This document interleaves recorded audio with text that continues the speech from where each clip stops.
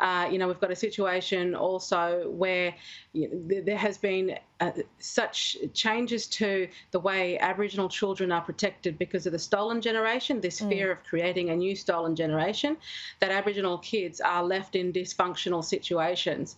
To me, I think that is racism. To leave a child in a dysfunctional situation based on their race because somehow being maintained within a dysfunctional family situation is more important to them because of their culture is what's more important than upholding their human rights, is completely un-Australian and is why we're faced with the situation we're faced with.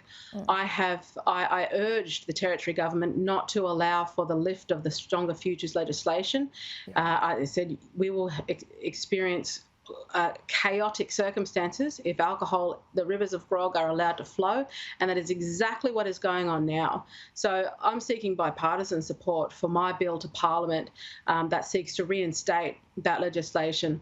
I've been drafting it. Yeah, what's happened in that intervening 6 months? Can you explain? Because my reading of it is, and as we've been reporting this morning, it meant that some Aboriginal camps had access to alcohol that they hadn't had for 15 years. So was it immediate? Was that taken advantage of? Yes, it was absolutely immediate. The day those bans were lifted, people, town residents witnessed people walking out of the bottle shops with large amounts of alcohol. They were taken straight back into town camp areas. There were places like Yuendamu, which are still technically a dry area, except the boundary now just exists just outside the community, is not sort of further into closer to places like Alice Springs. People have thought that they could just simply take alcohol back out in those communities. So they have done that, or they're drinking on those outskirts once again, which is what used to happen. I've had phone calls from remote communities where principals of schools are beside themselves because they're 500 kilometres away from Alice Springs. Parents are either dumping their children in the community, going back into Alice Springs to grab alcohol, drinking that alcohol on their drive back, or either taking their children with them while they are drink driving. Their schools had to shut down at lunchtime because the teachers' aides are intoxicated.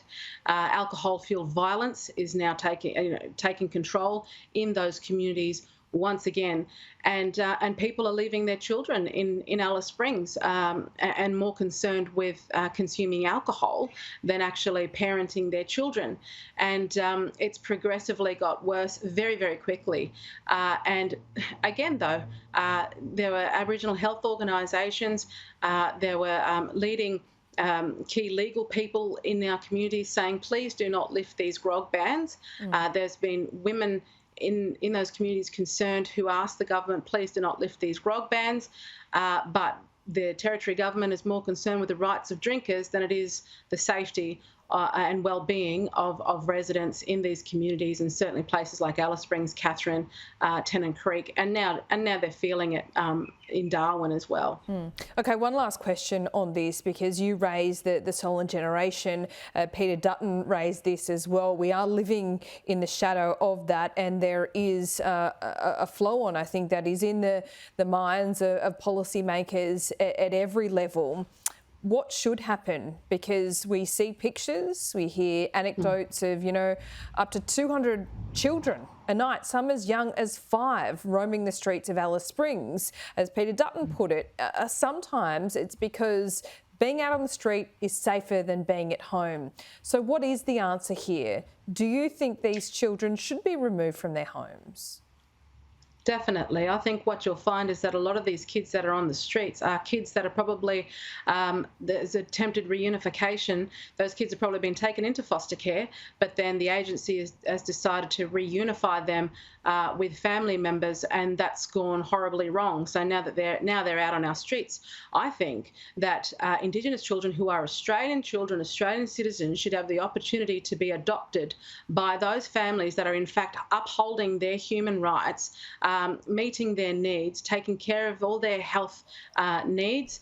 All of their, some of these kids have got learning difficulties, making sure that they're being educated. They should be allowed to have the opportunity, the safety of knowing that they will remain in those homes until they themselves become adults. And right now that is not happening.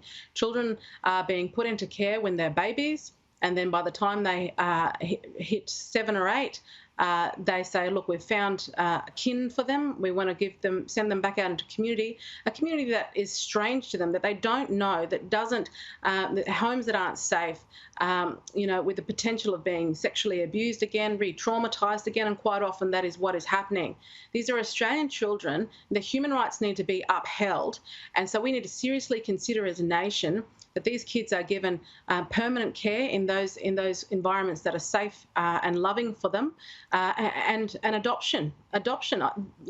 Enough is enough. We can't keep allowing our kids to suffer on the basis of their race. I'm done with the division in this nation along these lines.